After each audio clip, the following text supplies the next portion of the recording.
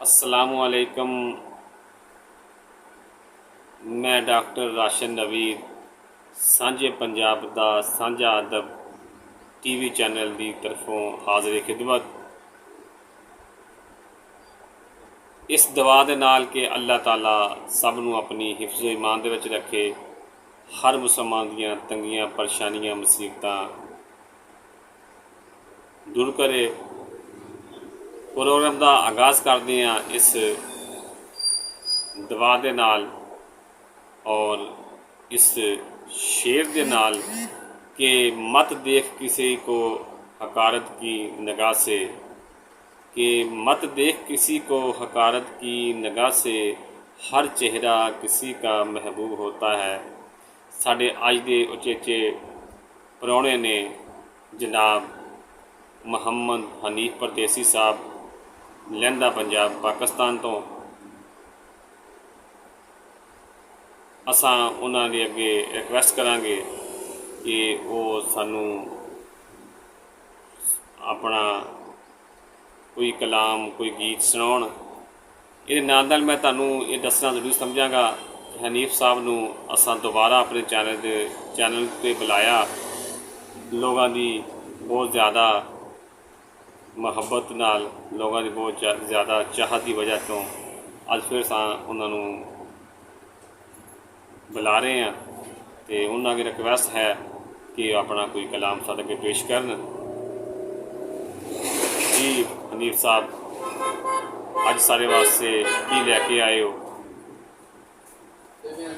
जानी तू खुशियां माणे साडे केड़े रे टिकाणे, जानी तू खुशियां माणे साडे केड़े रे टिकाणे। तू टोरी गई गैरां दे नाल, तू टोरी गई गैरां दे नाल, असां हुण धक्के खाणे। जानी तू खुशियां माणे साडे केड़े रे टिकाणे।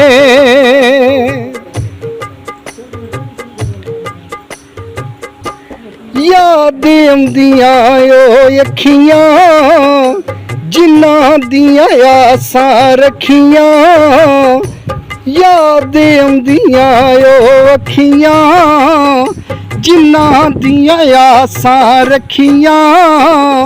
आसां नहीं पूरियां हुंदियां, आसां नहीं पूरियां हुंदियां, कहंदे ने लोक सियाणे। जानी तू खुशियां माणे साडे केड़े रे टिकाणे।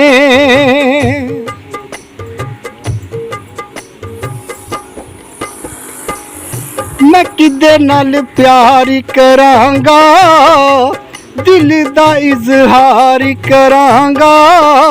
मैं किदे नाल प्यार करांगा, दिल दा इजहार करांगा।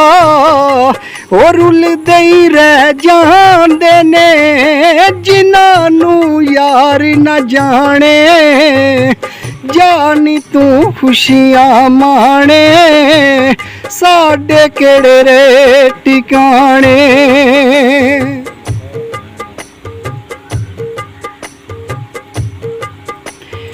वेखो मेरी बेनसीबी मार गई मैनू गरीबी।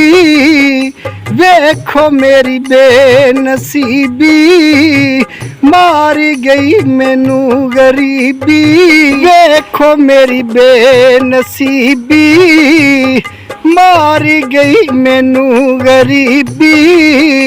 वेखो मेरी बेनसीबी मार गई मैनू गरीबी। वो चल रही टूरी चलीए हुण ओना नहीं फेरे पाने। जानी तू खुशियां माणे साडे केड़े रे टिकाणे। तू टोरी गई गैरां दे नाल असां हुण धक्के